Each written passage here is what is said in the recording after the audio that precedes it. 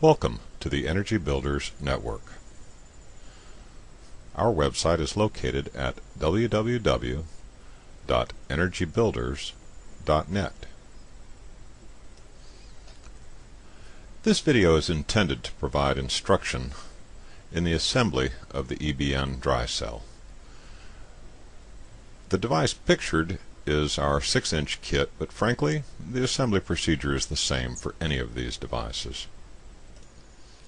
When you receive your kit, the first thing you're going to want to do is take inventory of your components. Currently, the device is sold in both a 21 plate and 36 plate configuration. If you ordered the 21 plate configuration, you should have 22 gaskets. If you ordered the 36 plate configuration, you should have 37 gaskets. Please check, make sure your plate and gasket count is correct. EBN also provides the device in both a 6-inch and 8-inch form factor. If you got the 6-inch form factor, you should have 12 bolts, 12 PVC bolt sleeves, 12 nuts, and 24 washers. If you bought the 8-inch kit, you should have 16 bolts, 16 PVC sleeves, 16 nuts, and 32 washers. Please count your hardware. Make sure you got everything you're entitled to. Also in the kit should be a pair of pre-drilled, pre-tapped PVC end plates, along with screw-in hose barb fittings.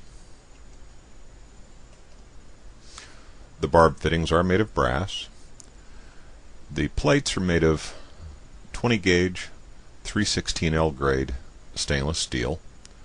Your gaskets are made of a 70 Durometer 1/16 inch thick neoprene material.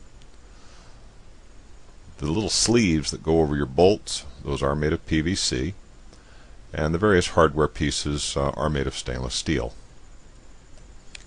In preparation for assembly, it's very important that the components be cleaned.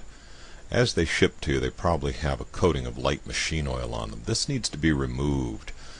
Please use a light detergent like dishwashing soap or something of that nature. Might also be a good idea to wear gloves. Even fingerprints on the stainless steel can detract from efficiency. The first step in assembly is to prepare your bolts. To do this, simply slide a washer down the bolt, followed by the PVC sleeve. The PVC sleeve ensures that the bolt won't short out against the plates when the stack is assembled.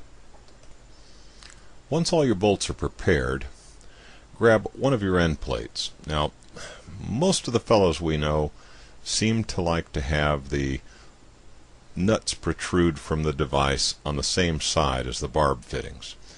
That's really up to you, but in the picture here what we've done is we've taken the plate that is not tapped for the barb fittings, and we're going to use that as the back plate. And you'll notice we've mounted all of our bolts through that plate so that they stand up nice and neat, ready to accept components. If you choose to mount it the other way, that's really your business. It's your device. You might want to practice with doing it both ways and see which works best for you. You start stacking the components by using a gasket, followed by a stainless steel plate. Now, a little bit of forethought might want to go into how you want to stack your stainless steel plate. You'll notice that one side of the stainless steel plate has a tab on it where you make the electrical connection. Some of our fellows like to alternate them so that the tab alternates one side to the other. That makes it a little easier for them to get their electrical connection mounted. Others prefer to put the active connections on one side and all the neutral plates on the other. Here again, that's really up to you. Practice with it.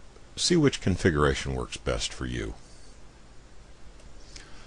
One of the things you're going to notice as you're doing your assembly is that it's kind of a struggle to get the plates and gaskets to mount over the bolts at first. But once you get a few plates and gaskets in the stack, it starts getting a heck of a lot easier. Try to be patient with it. Don't fight it. Try not to ruin your gaskets. They're expensive. As the stack gets a little taller, you'll find they go on a lot easier. And the stack is finished up the same way we started. A final gasket is applied, followed by the PVC end plate. Once all the components are in the stack, finish it off by applying a washer, followed by the nuts. Run your nuts down just finger tight. Now as you go to apply torque to these nuts, it's critical that you understand that it doesn't take a whole lot to seal this device up, and you really don't want to over squish those gaskets. We've found that about 5 pounds per square inch of pressure is appropriate. Any more than that, you might damage your gaskets, so go real easy on it. Oh, and as you're tightening the gaskets, use a star pattern, kind of like you were changing a tire on an automobile. Go back and forth, side to side, just exactly like you do a wheel on an automobile, to make sure that the torque is applied evenly across the stack. A very light pressure with even distribution is the key to getting it to going together without any leaks and without distorting your gaskets. And once you've got all your nuts and bolts tightened down properly, the last step in the assembly is to install your barb fittings. Please notice in the picture that that one barb fitting in the foreground has that Teflon thread tape on it. It's a real good idea. Either that or perhaps some of the liquid Teflon sealer. In any case, we do suggest you put some sort of a sealant on the threads to make sure you get a good tight seal there. And that's it. The device is assembled.